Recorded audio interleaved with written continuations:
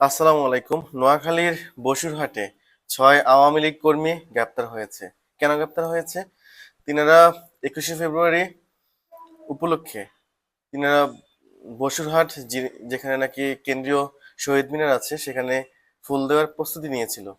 প্রস্তুতিকালে police officer in charge, সেখানকার থানার officer in charge যখন খবর পেয়েছে, খবর পাওয়ার সাথে সাথে সেখানে গিয়ে উপস্থিত বসুরহাট বাজার। ঠিক বাজারে তারা প্রস্তুতি নিচ্ছিল ফুল দেওয়ার জন্য। সেই সময় তাদেরকে আওয়ামী লীগ কর্মীদেরকে অ্যারেস্ট করা হয়। এখন কেন অ্যারেস্ট করা হয়, কি কি জন্য অ্যারেস্ট করা হয় সেটা আপনারা শুনলেন।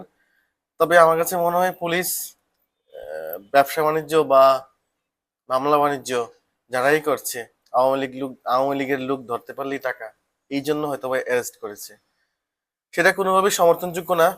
গণতন্ত্রের দেশে সবাই সবার মতো রাজনীতি করবে, এটাই স্বাভাবিক। ঠিক আছে, যাই হোক, এটা কোনোভাবেই সমর্থনযোগ্য না। আশা করি তিনাদেরকে ছেড়ে দিবেন এবং তারা তাদের রাজনীতির যে কার্যক্রম সেটা চালিয়ে যেতে পারবেন গণতন্ত্রের জন্য। আসসালামু আলাইকুম।